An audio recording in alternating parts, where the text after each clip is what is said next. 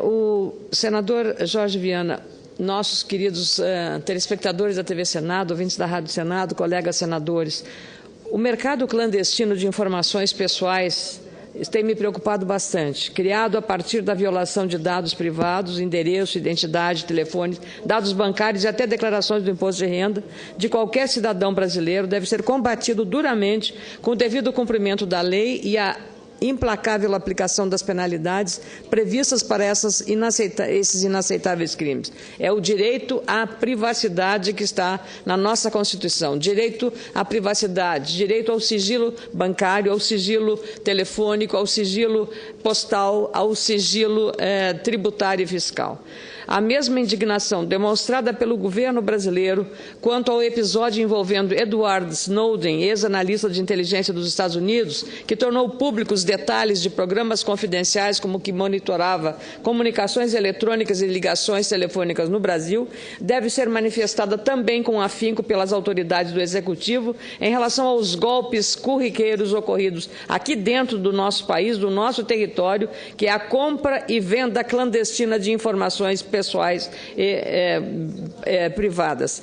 Os casos recentes de invasão de privacidade, de aluguel de senhas de policiais, registrados no meu estado, o Rio Grande do Sul, como denunciado domingo pelo Fantástico, é um alerta para o Ministério da Justiça, para as autoridades policiais e demais representantes do poder público, para que intensifiquem a fiscalização e os mecanismos para conter esse tráfico de informações. Preservar a privacidade é um direito básico que está na Constituição. A reportagem especial do Fantástico mostrou como é grave esse problema no nosso país. O juiz Sidney Brazuska, da Vara de Execuções Criminais do Foro de Porto Alegre, responsável pela fiscalização dos principais presídios do Rio Grande do Sul, foi vítima de uma quadrilha que quebrou o sigilo das informações pessoais dele. Só a polícia e a justiça deveriam ter acesso a esses dados. Os bandidos usaram a senha de um policial militar para entrar no banco de dados da Secretaria de Segurança Pública do Rio Grande do Sul.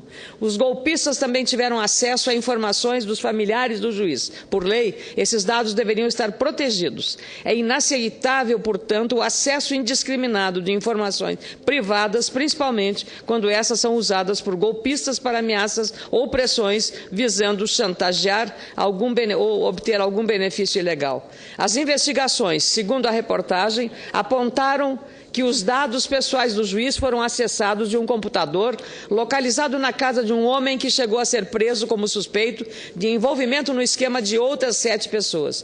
O suspeito admitiu ter pago R$350 por mês para alugar uma senha roubada por um hacker que invadiu o computador de um policial. Essa mesma senha, de acordo com a imprensa, era compartilhada e alugada indiscriminadamente com outros clientes interessados no acesso ilegal dos dados e dispostos a pagar por essas informações. Só no Rio Grande do Sul, 58 magistrados tiveram os dados acessados pelos criminosos. Olha que insegurança, senador Pedro Taques. Esse caso de espionagem foi descoberto por quem?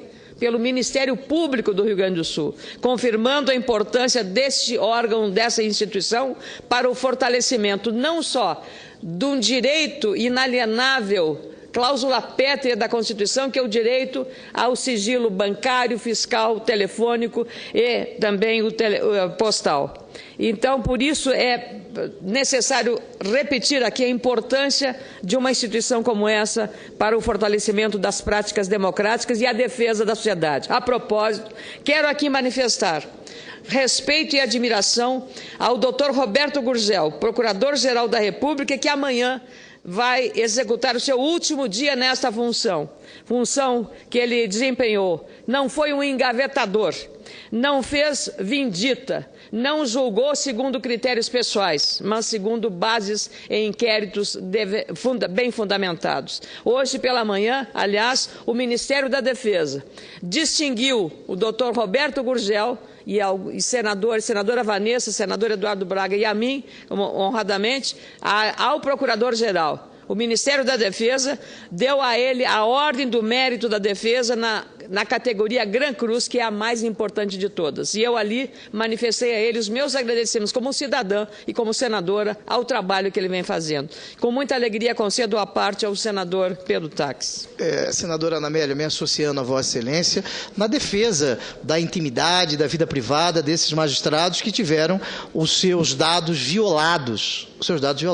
O que mostra que realmente uma organização criminosa, mais uma, foi desbaratada pelo Ministério Público. E alguns ainda eram contra a PEC 37. No tocante ao Dr. Gurgel, algumas pessoas têm que entender que o Ministério Público não tem nada contra o criminoso, tem contra o crime, não tem nada contra o pecador, tem contra o pecado. Agora, o pecador precisa se redimir dos seus pecados, né? Precisa se redimir dos seus pecados. O Dr. Gurgel fez um trabalho excelente junto à Procuradoria-Geral da República, foi reconduzido pela Presidente da República 2 anos atrás. Agora, sempre, alguns não gostam do trabalho do Ministério Público, mas não gostam por razões que são razões públicas e notórias, porque é o Ministério Público que coloca o dedo na ferida, e colocou o dedo na ferida, doeu. Então, eu quero também me associar a Vossa Excelência neste momento em que o Dr. Gurgel, o Procurador-Geral da República, encerra o seu mandato à frente do Ministério Público, sem perseguir os inimigos, não sei nem se ele tem inimigo, nem beneficiar os amigos. Muito obrigada, senador Pedro Taques, pela parte que me deixa extremamente honrado e feliz, até porque reforça as convicções que temos a respeito dessas instituições e, sobretudo, a proteção do Poder Judiciário também, que os criminosos e o crime organizado pode estar tentando fazê-los reféns exatamente dessa bandidagem inaceitável. O Ministério Público dispensa-se comentários da sua relevância e da sua importância. Aliás, lembro até que em São Paulo, a Polícia Federal está investigando desde o ano passado a ação de uma quadrilha especializada na venda de informações. Ao todo, 20 mil pessoas foram espionadas e 60 suspeitos foram indiciados por envolvimento em um esquema de venda de informações. Eram usadas senhas de policiais de 3 estados para ter acesso ao InfoSeg, o banco de dados sigilosos do Ministério da Justiça. Senhas usadas por quadrilhas para dar golpes em representantes na Justiça têm sido, lamentavelmente, usadas para emissão de cartões de crédito com nomes de correntistas de outros bancos, mesmo sem ter solicitado cartões de crédito ou sequer desbloqueado os mesmos. Usuários de serviços bancários também têm sido vítimas das práticas criminosas de compra e venda ilegal de dados. Os bandidos se passavam por clientes para pedir cartões de créditos aos bancos. Na hora de confirmar informações pessoais, eles usavam o banco de dados da Secretaria de Segurança do Estado.